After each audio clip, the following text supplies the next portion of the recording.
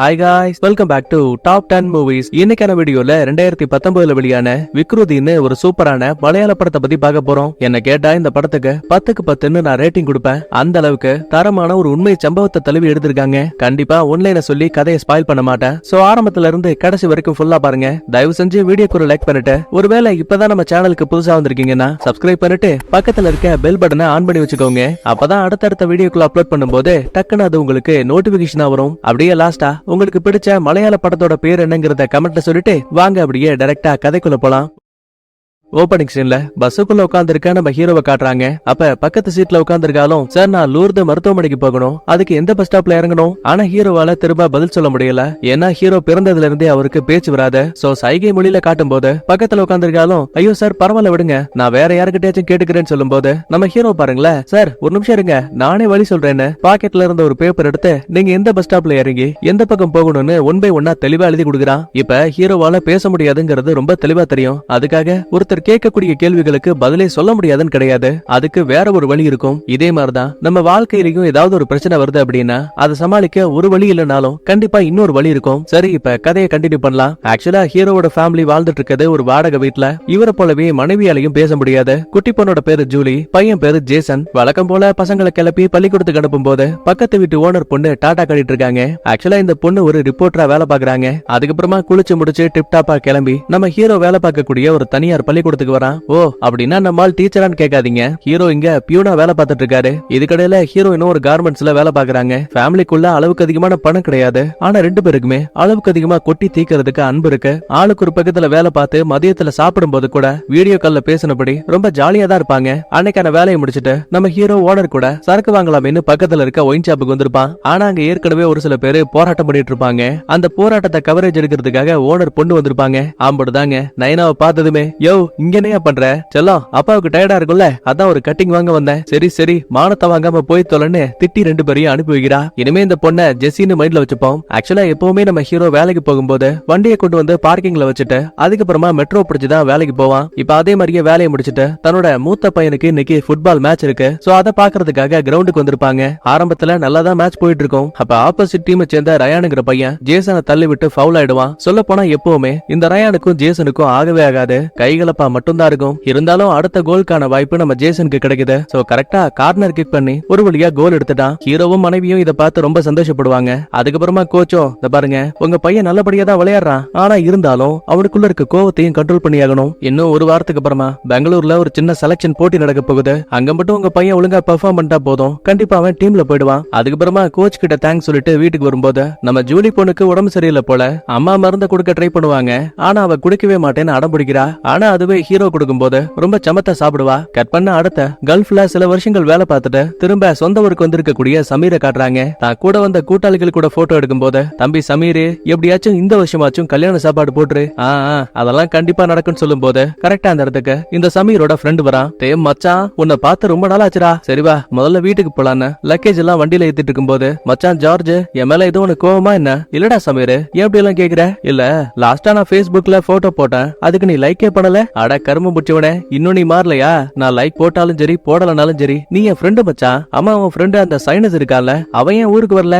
அதுவா நிறைய கடன் தொல்லையா, அவன் இப்போதைக்கு வரமாட்டான், ஆனா ஒண்ணு கல்யாணத்துக்கு கண்டிப்பா வருவான். சிரிச்சுக்கிட்டே ஜார்ஜும் கல்யாணத்துக்கு வருவான், ஆனா அதுக்கு முதல்ல உனக்கு பொண்ணு கிடைக்கணுமே. டாய் மானத்தை வாங்காத, ஒவ்வொரு வருஷமும் நானும் தான் வந்துட்டு போறேன், ஆனா பொண்ணு தான் அமைய மாட்டேங்குது. இந்த மாதிரி பேசிக்கிட்டே கார் இப்ப வீட்டுக்கிட்ட வருது. ஜார்ஜ் நீ லக்கேஜ் எல்லாம் இறக்கி வை, நான் அம்மா போய் பாக்குறேன்னு Facebookல லைவ் ஆன் பண்ணிட்டு சமீர் நேரா வீட்டுக்குள்ள வரும்போது அங்க இவனோட அம்மா இருக்காங்க. அட பாவி சொல்லாம கொல்லாம வீட்டுக்கு வந்துட்டியான்னு கட்டி பிடிச்சு பாச மலைய புளியறாங்க. ஆக்சுவலா சமீருக்கு ஒரு அக்கா ஒரு தங்கச்சி இருக்காங்க. அக்காவுக்கு ஏற்கனவே கல்யாணம் ஆயிடுச்சு, இப்ப தங்கச்சி மட்டும் தான் வீட்டுல இருக்கா. ஒட்டுமொத்த ஃபேமிலியும் அன்ப புளியறாங்க. கட் பண்ண அடுத்த இப்ப ஹீரோயினை காட்டுறாங்க.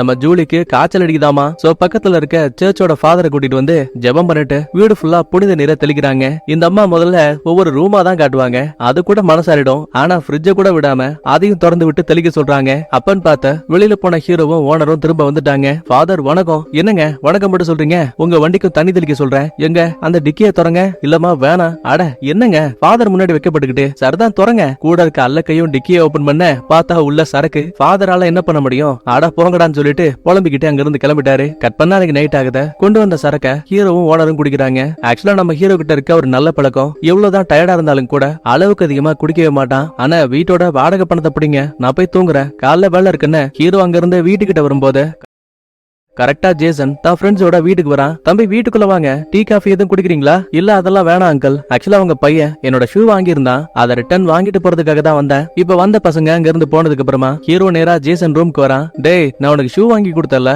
அது என்ன ஆச்சுன்னு சைக்கிள்ல கேட்பாரு. உடனே அவனும் ஷூவை எடுத்து காட்டுறான். பார்த்தா அடியில கிழிஞ்சு கிடக்கு. ஏன்டா இதை பத்தி சொல்லல? இல்லப்பா நீங்களே கஷ்டப்படுறீங்க. அப்பா ஒண்ணும் இல்ல, நான் மேட்சுக்கு போகும்போது ஃப்ரெண்ட்ஸ் கிட்ட கடன் வாங்கிப்பேன், அதெல்லாம் ஒண்ணும் தேவையில்ல, நான் உனக்கு வாங்கி தரேன். கட் பண்ண அடுத்த இப்ப சபீர் வீட்டுக்கு வந்திருக்கான் இல்லையா, அதனால அக்காவும் மாமாவும் இவனை பாக்குறதுக்காக வந்திருப்பாங்க. அப்பதான் பேச்சு வாக்குல அக்கா, டேய் இந்த வருஷம் நீ கல்யாணம் பண்ணிட்டு தான் இங்க இருந்து போற. என்னடா நான் பேசிட்டு இருக்கேன் அமைதியா இருக்க? ஒருவேளை எங்களுக்கு தெரியாம ஏதாவது புள்ளைய உசார் பண்ணிட்டியா? ஐயோ அக்கா அந்த மாதிரிலாம் எதுவும் கிடையாது. அதே டைம்ல இந்த அக்கா வீட்டுக்காரன் சாப்பிட்டு முடிக்கிறான். பொண்டாட்டிய தனியா கூப்பிட்டு, ஏண்டி இப்ப அந்த கல்யாண பேச்சு ரொம்ப முக்கியமா? ஏன் அதுல உங்களுக்கு என்ன பிரச்சனை? அடகு வச்ச என்னோட நகைய எப்படி திரும்ப கொடுக்கறதுன்னு யோசிக்கிறீங்களா? ஆமா பின்ன இல்லையா? நீ ஃபங்க்ஷன் வந்துட்டா போதும், நகை வேணும் அது வேணும்னு என்னோட தாலியை தானே இருப்ப. சரிவா சாப்பிட்டாச்சுல வீட்டுக்கு போலான்னு வீட்டுக்கு வெளியில வந்தவன், மச்சான் உங்ககிட்ட ஒண்ணு சொல்லுவேன், தப்பா நினைச்சுக்க கூடாது. கல்யாணங்கிறது பசங்க போடக்கூடிய சட்ட மாதிரி, நம்ம ஆரம்பத்துல எடுக்கும் போதே அதை ஒழுங்கா எடுத்துடணும். அப்படி இல்லன்னு வைங்களேன் வாழ்க்கையே டைட்டா இருக்கமாயிடும். கவலைப்படாதீங்க மாமா, நான் சட்டை போட மாட்டேன், டிஷர்ட் தான் போடுவேன். என் அக்காவை தான் நீங்க இன்டைரக்டா சொல்றீங்கன்னு எனக்கு தெரியுது, நான் போய் போட்டு கொடுக்கவா? ஐயோ ஒண்ணு வேணாடா சாமின்னு மாமங்கார அங்க இருந்து கிளம்புறாப்ல. கட் பண்ணா காலையில விடியுது. இந்த பூச்செடியில இருப்பாங்கல்ல அந்த மாதிரி ஒரு சின்ன கார்டனிங் வந்திருக்கான். சமீர் தூரத்துல இருந்து ஒரு பொண்ணை லைட்டா குறுகுறுன்னு பாத்துட்டு இருக்கான். ஆனா அந்த புள்ள ஒரு முறை கூட இந்த பக்கம் திரும்பவே இல்ல. அப்ப குறுக்க வந்த இன்னொரு லேடி, சார் நீங்க யாரு? செடி வாங்க வந்தீங்களா? ஒரு நிமிஷம் பயந்து போனவன், ஆமா ஆமா எனக்கு இந்த கொய்யாக்கா செடியை கொடுங்கன்னு இவன் பார்க்க வந்த புள்ளைய கூட பார்க்காம செடியை வாங்கிட்டு அங்க இருந்து கிளம்புறான். வெளியில ஃப்ரெண்டுக்காரன் ஜார்ஜ் நிக்கிறான். என்னடா வருஷம் வர அந்த புள்ளைய பாக்குற, ஆனா இன்னும் நீ அவகிட்ட பேசின பாடல, என்ன பண்றது தளபதி ஆயிடுச்சுல, வந்து தொலைன்னு ரெண்டு பேரும் பொறுமையா வண்டியில போகும்போது அப்பதான் ஜார்ஜ் ஒரு விஷயத்த சொல்றான். இந்த பாரு உனக்கு அந்த ஜாராவை பிடிச்சிருக்குல்ல, அப்புறம் ஏன்டா வெயிட் பண்ணிக்கிட்டு வா அவங்க அப்பா கிட்ட போய் பேசலாம். எது அந்த ஆளுகிட்டயா? லேய் ஜாராவை ஒரு முறை ரெண்டு பேரும் ஃபாலோ பண்ணிட்டு வந்தாருங்கன்னு தனியால உள்ள புந்து அந்த ஆளு புரட்டி எடுத்தாண்டா. கண்டிப்பா என்னால முடியாது. டேய் நீங்க ரெண்டு பேரும் என்ன காதல் பண்றேன்னா சொல்ல போறீங்க? அந்த புள்ளைய கல்யாணம் பண்ணிக்க நீ ரெடியா இருக்கேன்னு சொல்றா? கண்டிப்பா ஒத்துப்பாரு, நீ எதுவும் பேசாத நான் பேசிக்கிறேன்னு பக்கத்துல இருக்க ஒரு இரும்பு பட்டறைக்கு வராங்க. இங்கதான் அந்த ஜாராவோட அப்பா இருக்காப்ல. அண்ணா வணக்கம், இவன் தான் சமீர், நம்ம மூக்கா இருக்கார்ல. அட ஆமால, நீ ஏதோ கல்ஃப்ல வேலை பாக்குறேன்னு சொன்னாங்க. ஆமா சார், இப்பதான் லீவுக்காக வந்தா. சரி சரி, இப்ப எதுக்காக என்ன பார்க்க வந்தீங்க? அண்ணே சுத்தி வளைக்காம நேரா விஷயத்துக்கு வரேன். உங்க பொண்ண சமீருக்கு ரொம்ப பிடிச்சு போயிடுச்சு, அதனால கல்யாணம் பண்ணிக்க ஆசைப்படுறாப்ல. ஜாராவோட அப்பா பதிலே பேசாம பின்னாடி வேலை பார்த்துட்டு இருப்பாங்கல்ல அவங்கள பார்த்து, டேய் ஒழுங்கா அடிங்கடா ஒழுங்கா தட்டுங்கடான்னு முரட்டத்தனமா கத்திட்டு இருப்பாரு. அம்படுதாங்க. இதை கேட்டே பயந்து சமீரும் ஃப்ரெண்டுக்காரனும் அந்த இடத்த விட்டு ஓடியே விடுவானுங்க. சொல்ல போனா பயத்துல இவனுங்க அந்த கொய்யாக்கா செடியை வச்சுட்டே போயிருப்பானுங்க. அடுத்த கொஞ்ச நேரத்துக்கு அப்புறமா சமீர் இப்பதான் வீட்டுக்கே வரான். உள்ள ஏற்கனவே அக்காவும் மாமாவும் உட்கார்ந்து இருக்காங்க. வாசல்ல இவன் விட்டுட்டு வந்த கொய்யாக்கா செடி இருக்குல்ல அதை யாரோ கொண்டு வந்து வச்சுட்டு போயிருக்காங்க. அம்மா என்னாச்சு, எதுக்காக அக்காவும் மாமாவும் வந்திருக்காங்க? எல்லாம் உன் விஷயமா தான். ஏண்டா உனக்கு ஒரு புள்ளைய பிடிச்சிருக்கு அப்படின்னா அதை பத்தி முதல்ல எங்க கிட்ட பேசிருக்கணும். நீயும் ஜார்ஜ் மட்டும் ஜாராவோட அப்பா கிட்ட போய் பேசிருக்கீங்க. யாரா அந்த புள்ள? நான் இதுக்கு முன்னாடி பாத்துருக்கேனா? உடனே கூட இருக்க தங்கச்சி, அம்மா வாங்க அந்த பொண்ணு யாருன்னு நான் காட்டுறேன்னு. ஆக்சுவலா அந்த ஜாரா வேற யாரும் கிடையாது, இந்த தங்கச்சியோட க்ளோஸ் ஃப்ரெண்டு. ரெண்டு பேரும் ஒன்னாதான் படிச்சிருப்பாங்க. சோ லாஸ்டா பள்ளிக்கூடத்துல எடுத்த குரூப் போட்டோல அந்த போட்டோவை காட்டி பேசிட்டு இருக்கா. இந்த விஷயத்த பார்த்து வெக்கப்பட்டபடியே ஹீரோ வீட்டுக்குள்ள வந்துருவான். அப்ப பின்னாடியே உள்ள வந்த நைனா, சரி உனக்கு பிடிச்சு போயிடுச்சு, நீ போய் பேசிட்டு வந்துட்ட. ஜாராவோட அப்பாவும் வந்தாரு, ஜாராவுக்கும் உன்னை ரொம்ப பிடிக்குமா, அதனால கல்யாணத்துக்கு ஓகே சொல்லிட்டாரு. அதுக்கப்புறமா சந்தோஷத்துல சமீர் இந்த இடத்த விட்டு ஜாராவை பார்க்க வரான். ஆமா நீ எப்படி இருக்க? பரவாயில்லையே, 4 தடவை நீ என்ன வந்து பாத்துட்டு மட்டும் போயிருக்க, ஆனா நீ திரும்ப ஒரு வார்த்தை பேசுறதுக்கு இவ்வளவு நாள் ஆயிருக்கு. சமீர் உடனே வெக்கப்பட்டுக்கிட்டு அங்க இருக்க வெண்டைக்காய் செடியோட முனைய உடைச்சு விட்டான். ஐயோ மன்னிச்சிருமா, நான் தெரியாம உடைச்சிட்டேன், வேணும்டா நானே இதை வாங்கிக்கவா? ஐயோ அதெல்லாம் ஒண்ணு வேணாம், முதல்ல வீட்டுக்கு போங்கன்னு ரெண்டு பேரும் சிரிச்சபடியே கிளம்புறாங்க. அதுக்கப்புறமா Facebookல ரிக்வெஸ்ட் கொடுக்கறது, மணிக்கணக்கில் போன் பேசுறதுன்னு எல்லாம் நல்லபடியா போகுது. கல்யாணத்துக்காக இன்விடேஷன் கூட ரெடி பண்ணிட்டு இருப்பாங்க. அப்ப சமீரும் மாமாவை தனியா கூப்பிட்டு, என்கிட்ட கொஞ்சம் பணம் இருக்கு, அக்கா கல்யாணத்தன்னைக்கு நகை போடணும்னு ஆசைப்படுவா, நீங்க அடகு வச்சிருக்க நகையை மட்டும் திருப்பி கொடுத்துருங்க. ஆனா இந்த மாமங்காரன் ரொம்ப நல்லவன் போல. அட மச்சான் பணத்தை உள்ள வைங்க, அடகு வச்சிருக்க நகையை நானே திருப்பி கொடுக்கறேன், நான் ஏற்கனவே பணத்தை ரெடி பண்ணிட்டேன். ஆனா ஒரு வகையில உங்களை நினைச்சா எனக்கு ரொம்ப பெருமையா இருக்கு. உங்க அக்காவை கல்யாணம் பண்ணி கொடுத்த அப்புறம் கூட யாரும் செய்யக்கூட தயங்குற உதவிய நீங்க செய்ய நினைக்கிறீங்க. சோ இதுல ஒரு விஷயம் என்னன்னா, சமீருமே ரொம்ப நல்லவங்கிறது ரொம்ப தெளிவா தெரியுது. கட் பண்ணா அடுத்த நாள் காலையில விடியுது. வழக்கம் போல நம்ம ஹீரோ வேலைக்காக வந்திருப்பாரு. இருப்பான். சரியா ஒரு 12-1 மணி ஆகும் போது, எப்பா ஹீரோ உன் பொண்ணுக்கு உடம்பு சரியில்லையா, அவளை மருத்துவமனையில சேர்த்திருக்காங்க. உடனே பதறி போனவன் இந்த இடத்த விட்டு நேரா மருத்துவமனைக்கு வரான். ஓனர் கிட்ட என்னாச்சுன்னு கேட்கும் போது, தம்பி உன் பொண்ணு நிமோனியா நோயால பாதிக்கப்பட்டிருக்கா, நெஞ்சு பகுதியில லைட்டா இன்ஃபெக்ஷன் இருக்கான், அதான் ஐசியூல வச்சிருக்காங்க. அதுக்கப்புறமா டாக்டரை பார்க்கும்போது, நீங்க கவலைப்படுற மாதிரி எதுவும் கிடையாது, உங்க பொண்ணு 2 நாளைக்கு பெட் ரெஸ்ட் எடுத்தா போதும், எல்லாம் சரியாயிடும். சரி எதுக்காக எல்லாரும் இங்க இருக்கணும், நீங்க வீட்டுக்கு போங்க, நான் மட்டும் தனியா இருந்து பாத்துக்கிறேன்னு பொண்டாட்டியில இருந்து ஓனர் உட்பட எல்லாத்தையும் ஹீரோ அனுப்பிட்டான். ஜேசன் வீடியோ கால் பண்ணிட்டு, அப்பா நீங்க தனியா இருக்கீங்க, நான் வேணா உதவிக்காக வரவா? ஆமா பெங்களூர்ல ஏதோ மேட்ச் இருக்குன்னு சொன்னல, அது என்னைக்கு? அப்பா வெள்ளிக்கிழமை. சரி அதுக்குள்ள நான் உனக்காக ஷூவையும் வாங்கி கொடுத்துறேன். இப்ப கால் கட் பண்ண அதே டைம்ல நர்ஸும் ஜூலிய பாக்கலாம்னு சொல்லுவாங்க. உள்ள வந்து பார்த்தா குட்டி பொண்ணு இன்னும் கணமுடிக்கல, மயக்கத்திலேயே தான் இருக்கா. ஜூலிய பத்தி கவலைப்பட்டதாலேயே நம்ம ஹீரோ 2 நாளைக்கு ஒழுங்கா தூங்கவே இல்ல. அடுத்த கொஞ்ச நேரத்துக்கு அப்புறமா ஒரு வழியா பொண்ண நார்மல் வார்டுக்கு மாத்திட்டாங்க. உடனே மனைவியும், இந்த பாருங்க நீங்க ரொம்ப டயர்டா இருக்கீங்க, சோ வீட்டுக்கு போய் ரெஸ்ட் எடுத்துட்டு சாயங்காலம் வாங்க, அது வரைக்கும் பிள்ளைய நான் பாத்துக்கிறேன்.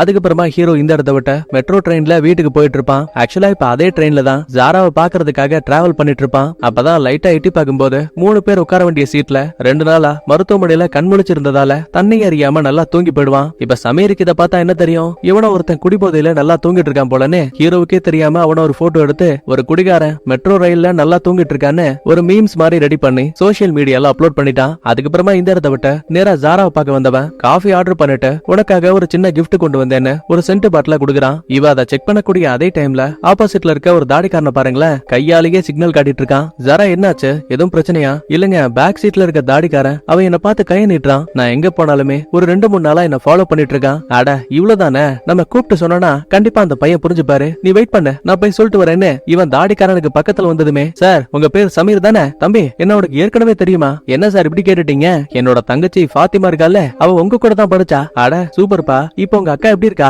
நல்லா இருக்கா, ஓமன்ல கல்யாணம் பண்ணி செட்டில் ஆயிட்டா, 8 வயசுல ஒரு குழந்தை கூட இருக்கு. ஆமா சார் நீங்க எங்க என்ன பண்றீங்க, உங்களுக்கு கல்யாணம் ஆயிடுச்சா, உங்க பொண்டாடி பிள்ளைங்க எல்லாம் எங்க? இப்படி எல்லாம் கேட்டா ஹீரோவுக்கு எப்படி இருக்கும்? தம்பி அந்த உட்கார்ந்து இருக்கா பாத்தியா ஒரு புள்ள, அவளுக்கும் எனக்கும் கல்யாணம் ஆக போகுதுப்பா. எது உங்களுக்கும் அவங்களுக்கும் கல்யாணமா? ஒரு நிமிஷம் சமீர மேலையும் கிளையும் பார்த்துட்டு, சரி உங்களா என்ன பண்ண முடியும், வயசாயிடுச்சு, இந்த பொண்ணையும் விட்டுட்டீங்கன்னா காலம் பூரா கன்னிச்சாமிதான், உங்க காதலுக்கு என்னோட கிஃப்டா இதை வச்சுக்கோங்கன்னு இவ ஆர்டர் பண்ணிருந்த அந்த பர்கரை கொடுத்துட்டு, சாரே ஒருவேளை ஜாராவுக்கு உங்களை பிடிக்கல அப்படின்னா மட்டும் என்கிட்ட இன்ஃபார்ம் பண்ணுங்க, நான் உள்ள புந்து ஜாயின் பண்ணிக்கிறேன். அட போடா பிறவி பைத்தியம்னு புலம்பிட்டு மறுபடியும் ஜாரா கிட்ட வரும்போது, நீங்க என்ன சொன்னீங்க, தாடிக்காரன் டக்குன்னு போயிட்டான், பெருசா ஒண்ணும் இல்ல உண்மையா சொன்னேன்னு பையன் உருட்டிக்கிட்டு இருக்கான். கட் பண்ணா இதே டைம்ல ஹீரோவோட வீட்டுக்கு வந்த ஓனரும், தம்பி எல்டோ கதவை தரன்னு கத்துறாரு. ஆனா நம்மளால டயர்ட்ல நல்லா தூங்கிட்டு இருக்கான். அதுக்கப்புறமா ஜன்னல் வழியா கையை விட்டு ஹீரோவை 2 உசுப்புனதுக்கு அப்புறம் தான் பைபுள்ள கண்ணை முழுகிறான். தம்பி என்னப்பா இந்த டைம்ல இவ்வளவு தூங்குற, உன் பொண்டாட்டி கால் பண்ணா, உன் குழந்தைய டிஸ்சார்ஜ் பண்ணிட்டாங்களாம். அதுக்கப்புறமா நேரா மருத்துவமனைக்கு வந்தவன் மனைவி அப்புறம் ஜூலியை மட்டும் ஆட்டோல ஏத்தி விட்டுட்டு, நீங்க முன்னாடி போங்க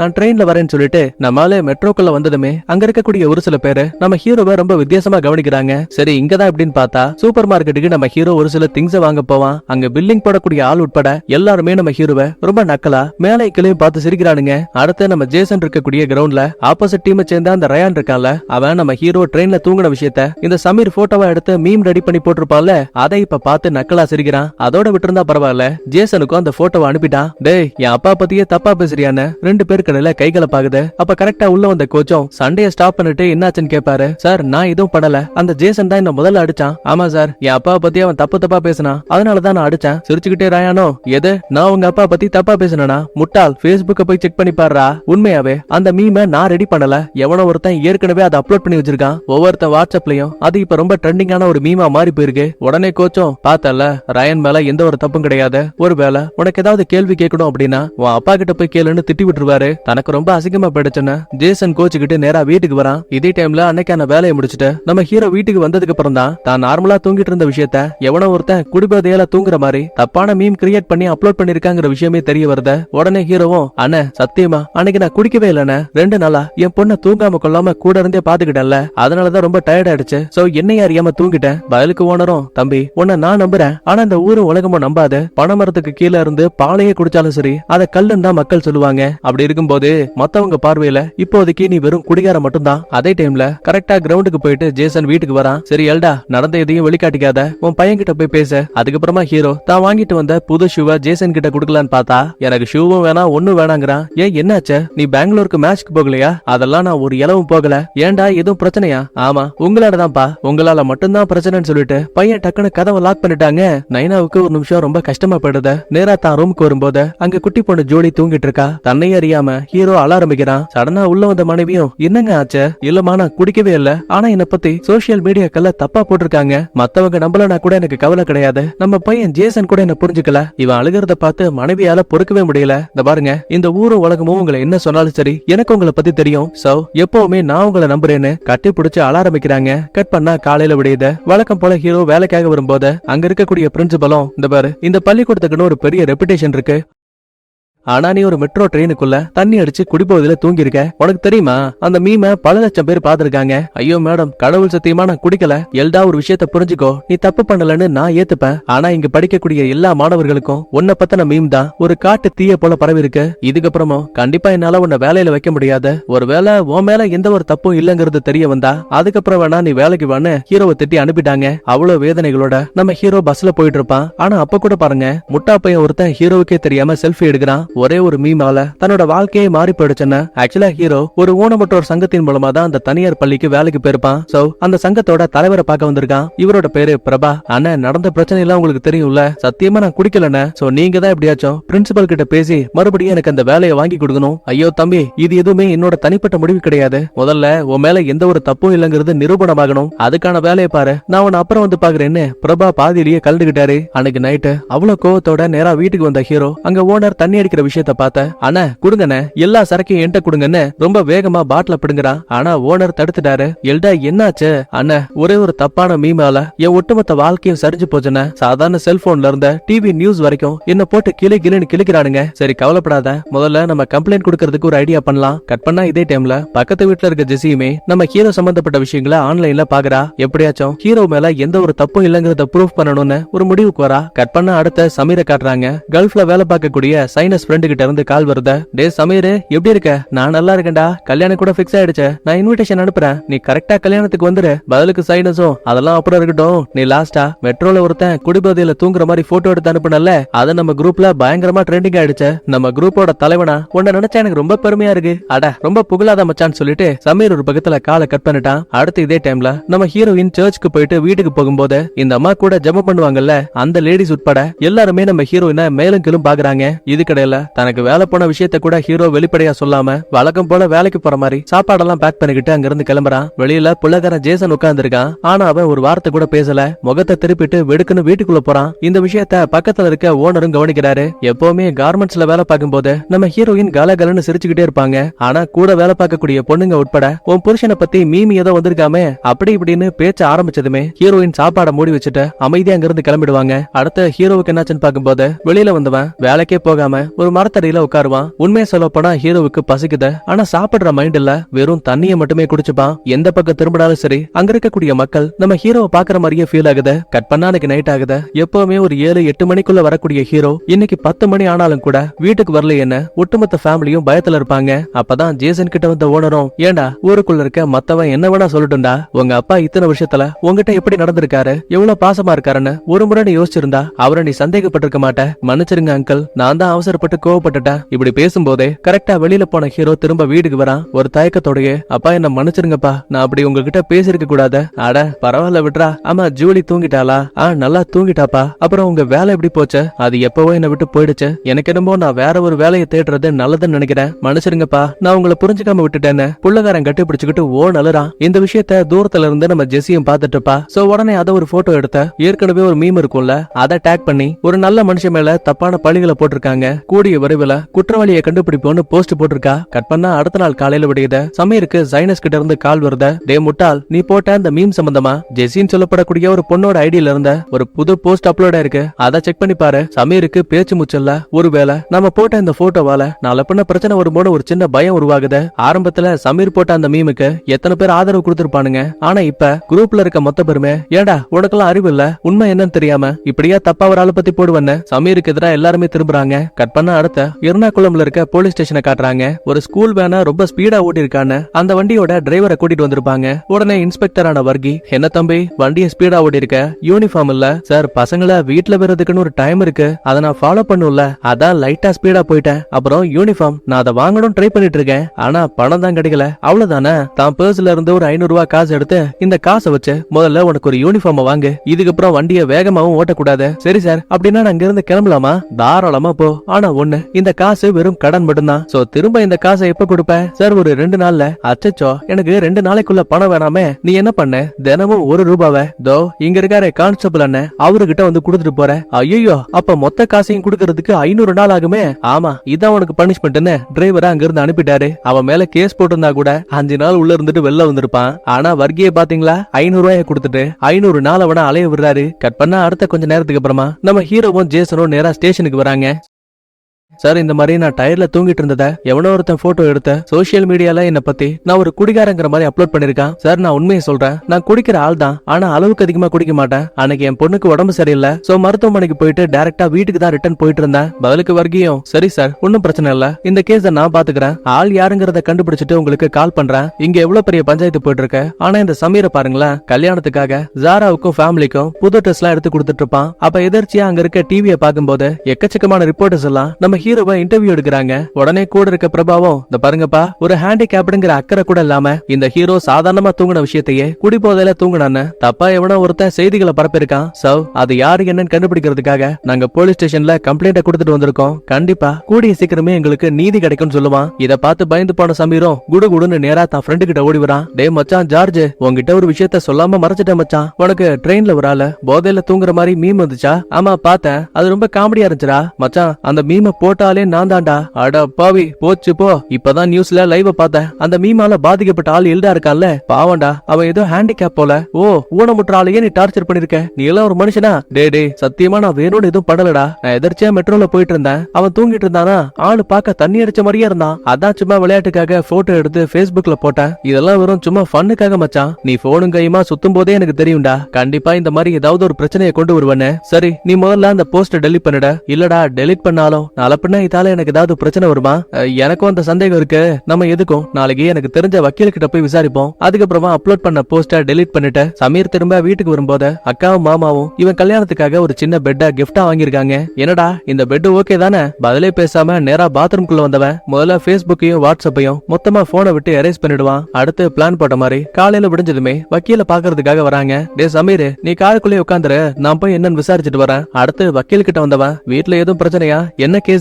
ஐயோ சார், பிரச்சனை எல்லாம் எதுவும் கிடையாது, எனக்கு ஒரு சில டீடைல்ஸ் வேணும், அதை கேட்டுட்டு போலாம் தான் வந்தேன். சரி சரி கேளு. என்னோட தூரத்து ஃப்ரெண்டு ஒருத்தன் யாருன்னே தெரியாத ஒரு ஆளு போட்டோ எடுத்து அதை சோசியல் மீடியால அப்லோட் பண்ணதால அவரோட மானமும் மரியாதையும் லைட்டா டேமேஜ் ஆயிடுச்சு. சோ இந்த சின்ன தப்புக்காக என் ஃப்ரெண்டுக்கு ஏதாவது பனிஷ்மெண்ட் எல்லாம் கிடைக்குமா? எது கிடைக்குமாவா? LTA 66 செக்ஷன் படி இது ஒரு பெரிய கிரைம். பாதிக்கப்பட்டவர் சின்னதா பாதிக்கப்பட்டாலும் சரி, பெருசா பாதிக்கப்பட்டிருந்தாலும் சரி, உன் ஃப்ரெண்டுன்னு சொன்னியே அந்த புண்ணியவானுக்கு குறைஞ்சது 2 வருஷத்துக்கு ஜெயில் தண்டனை, 2 லட்சம் ரூபாய் அபராதமும் கேட்பாங்க. ஆக்சுவலா இதெல்லாம் சாதாரண தம்பி. ஒருவேளை பாதிக்கப்பட்டவருக்கு ஆதரவா ஏதாவது ஒரு நல்ல வக்கீல் மட்டும் வாதாடினான்னு வையேன், 10 லட்சம் கூட இழப்பீடா கேட்பாங்க. இத கேட்டு பயந்து போன ஜார்ஜ் திரும்ப கார் கிட்ட வந்தவன், உண்மையை சொன்னா இந்த சமீர் பயந்துருவான்னு சொல்லிட்டு, நான் வக்கீல் கிட்ட பேசிட்டேன்டா, இதுக்கெல்லாம் பெருசா கேஸே கிடையாதான், நீ நார்மலா இருன்னு சமாதானப்படுத்தி அங்கிருந்து கூட்டிட்டு போறான். அடுத்த குட்டி பண்ண ஜூலிக்கு இன்னைக்கு பிறந்த நாள். சோ கேக்க வெட்டி என்ஜாய் பண்ணும்போது நம்ம ஜேசனுக்கு ஒரு சின்ன போட்டோ பிளிங்க் ஆகுது. என்னன்னு செக் பண்ணி பார்க்கும்போது இவனோட டீம்ல இருந்த பெங்களூருக்கு ஒரு சின்ன மேட்ச்க்கு போயிருப்பாங்கல்ல, அதுல ஜேசனோட ஃப்ரெண்ட் அன்வரை சவுத் ஜோன்ல செலக்ட் பண்ணிருக்காங்களாம். உடனே ஜெசியும், டே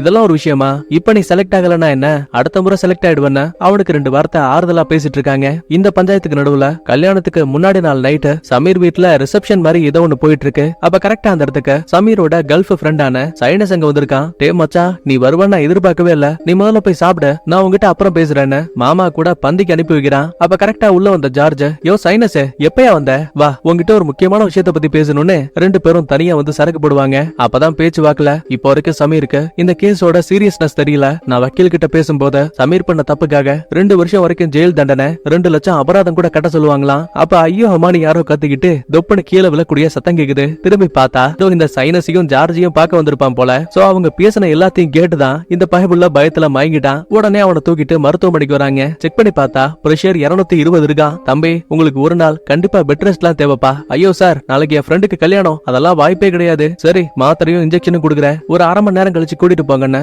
டாக்டரும் நர்ஸும் அங்க இருந்து போனதுக்கு அப்புறமா சமீரை பாருங்களேன், டே மச்சான் எனக்கு ரொம்ப பயமா இருக்குடா, நான் வேணா இந்த விஷயத்த பத்தி ஜாரா கிட்டயும் என் ஃபேமிலி கிட்டயும் சொல்லவா? சொல்லிட்டா மட்டும் அப்படியே அவங்க தூக்கி கொஞ்சுவாங்க பாரு. இந்த பாரு, நீ பண்ணது பெரிய தப்பு, ஆனா இப்ப போஸ்டர் டெலிட் பண்ணிட்டல, அதனால நமக்கு ரிஸ்க் கம்மி. சரி நானும் புரிஞ்சுக்கிறேன்டா, அட்லீஸ்ட் அந்த ஆளை பார்த்த நான் ஒரு மன்னிப்பாச்சும் கேக்குறேனே, முதல்ல கல்யாணம் முடியட்டும், அதுக்கப்புறம் எதா இருந்தாலும் பாத்துக்கலான்னு அன்னைக்கு நைட்டு தூங்க போயிடுவாங்க. இதே டைம்ல ஹீரோ இப்ப நல்லவங்கிற மாதிரி மக்கள் மத்தியில பேச ஆரம்பிச்சிருக்காங்க. இது மூலமா இழந்து போன வேலை இப்ப ஹீரோவுக்கு திரும்ப கிடைச்சாச்சு. அடுத்து இதே டைம்ல ஒரு வழியா சமீருக்கு நல்லபடியா கல்யாணமும் ஆகுது. ஆனா கடைசி வரைக்கும் இப்ப போலீஸ் வருவாங்களோ அப்ப போலீஸ் வருவாங்களோன்னு பையன் பயத்திலேயே உட்கார்ந்து இருக்கிறான். கட் பண்ணா அன்னைக்கு நைட் ஆகுது. அங்க ஜாரா உட்காந்து ஒரு வீடியோ பாத்துட்டு இருக்கா. அம்மா நீ என்ன பாக்குற? இல்ல என்னோட கசின் ஷானா, அவளை பாரு பந்தியில உட்காந்து ஒரு 10-15 பேர் சாப்பிட வேண்டிய சாப்பாட்டை ஒரே ஆளா சாப்பிடுறா. இத சோசியல் மீடியால அப்லோட் பண்ண போறேன். இந்த பாரு நம்ம விளையாட்டுத்தனமா அப்லோட் பண்ணக்கூடிய விஷயத்தால நாளை பின்ன எவ்வளவு பெரிய பிரச்சனை வருங்கிறது நமக்கு தெரியாது. சோ தயவு செஞ்சு நீ அதை அப்லோட் பண்ண கூடாது. இப்ப சமீரோட பேச்சை கேட்டு எடுத்து வச்சிருந்த வீடியோ கூட ஜாரா டெலிட் பண்ணிட்டா.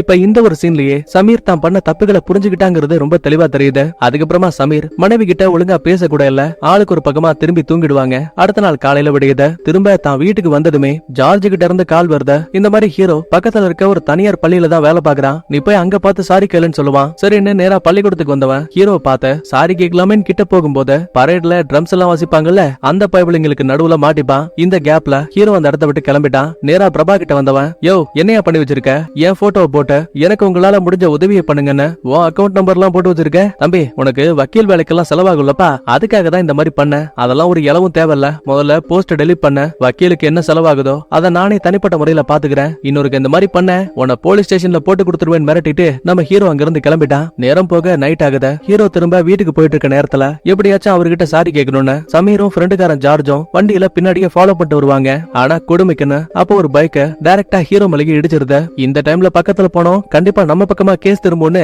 ஜார்ஜ் பையன் பாதியிலேயே வண்டியை திருப்பிட்டான். அன்னைக்கு நைட்டு நடந்த சம்பவத்தை யோசிச்சபடியே சமீர் பெட்ல படுத்துட்டு இருக்கான். தூக்கமே வரல. பிரச்சனை என்னன்னா ஜாரா கிட்ட இப்போ வரைக்கும் ஒழுங்கா கூட பேச முடியல. அடுத்த நாள் காலையில விடியுது. லைட்டா தலைவலிக்குதுன்னு போய் சொல்லிட்டு ஜார்ஜை கூட்டிக்கிட்டு பக்கத்துல இருக்க மருத்துவமனைக்கு வரான். யாருன்னே தெரியாத ஒரு தாத்தாவோட பெட்டுக்கு பக்கத்துல உட்காந்துக்கிட்டு ஆப்போசிட் பெட்ல இருக்கக்கூடிய நம்ம ஹீரோவுக்கு என்னாச்சுன்னு உண்மை ஒன்னா நோட்ட விட்டுட்டு இருக்கான். அப்ப இந்த தாத்தாவை பாருங்களேன், தம்பி அவசரமா தாத்தாவுக்கு உச்சா வருது, அந்த கப்ப கொஞ்சம் புடி. ஆத்தாடி கப்ப பிடிக்காம விட்டா ஆளு கூத்து விட்டுருவான் போலன்னு வேற வழி இல்லாம ஜார்ஜும் கப்ப பிடிக்கிறான். அதே டைம்ல நம்ம போலீஸ்கார வர்கி அங்க வந்துட்டாரு. எப்பா ஹீரோ நைட்டு உன்னை யாரு இடிச்சாங்க? அந்த வண்டி நம்பர் இல்லனா அந்த வண்டியை ஓடிட்டு வந்த ஆளுங்கன்னு எதை பத்தியாச்சும் ஞாபகம் இருக்கா? இல்ல சார் இருட்டுல எதுவும் எனக்கு தெளிவா தெரியல, ஆனா ஒண்ணு என் பின்னாடி ஒரு வண்டி ஃபாலோ பண்ணிட்டே வந்துச்சு. உடனே பிரபாவும் சார் கண்டிப்பா இந்த வேலையை பார்த்தது சோசியல் மீடியால அந்த மீம ஒருத்தன் அப்லோட் பண்ணால அவனதான் இருக்கும். ஏன்னா இப்ப ஹீரோ கேஸ் கொடுத்திருக்கான்ல, அந்த விஷயத்தால தனக்கு ஏதாவது பிரச்சனை வந்துருங்கிற பயத்தால தான் ஹீரோவை கொல்ல பார்த்திருக்கான். ஆக்சுவலா இப்ப இவங்க பேசின விஷயத்த கேட்டு சமீருக்கும் ஜார்ஜுக்கும் அல்ல இல்ல இதுக்கு மேலயும் இங்க இருந்தா தான் வாழ்க்கையே வீணா போயிடும் சொல்லிட்டு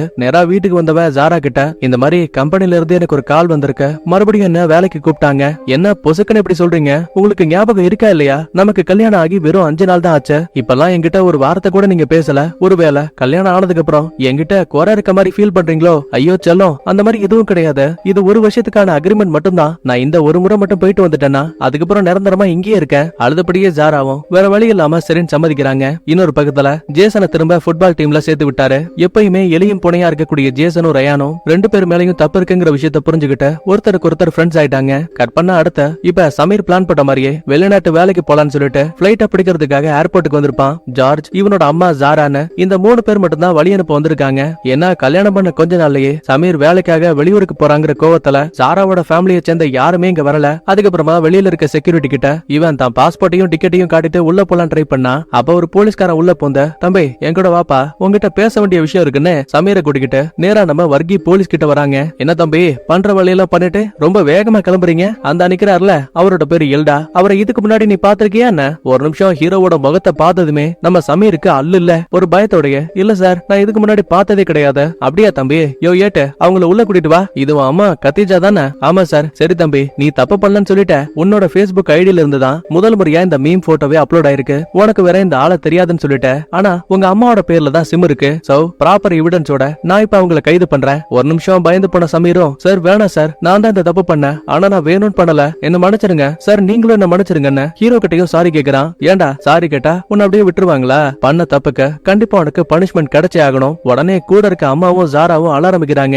தம்பி தம்பி என்னோட பையன் ரொம்ப வெகுளியான ஆளுப்பா, அவன் ஏதோ விளையாட்டுத்தனமா பண்ணிட்டான்ப்பா, கல்யாணம் ஆகி வெறும் 5 நாள் தான் ஆச்சு, தயவு செஞ்சு அவனை மன்னிச்சு விட்டுருப்பா, நீ கேஸ் வேணான்னு சொன்னா போதும், என் புள்ளைய விட்டுருவாங்கன்னு அந்த அம்மா அழ ஆரம்பிக்கிறாங்க. ஒரு நிமிஷம் அமைதியான ஹீரோ மறுபடியும் போலீஸ் கிட்ட வந்து, சார் பரவாயில்ல நான் கேஸ வாபஸ் வாங்கிக்கிறேன், அந்த பையனை விட்டுருங்க. யோ நீ விட்டுருன்னு சொன்னா விட்டுருவாங்களா? நான் இவனை கோர்ட்டுக்கு கொண்டு போறேன், சட்டம் இவனுக்கான தண்டனையை கொடுக்கும். அட என்ன சார், சட்டம் தான் ஒருத்தரை மன்னிக்காது, ஆனா நம்ம எல்லாம் மனுஷங்க தானே, நாம மன்னிக்க முடியும். ஒரே ஒரு மீமால என் ஒட்டுமொத்த ஃபேமிலியும் எவ்வளவு கஷ்டப்பட்டுச்சுங்கிறது எனக்கு தெரியும்.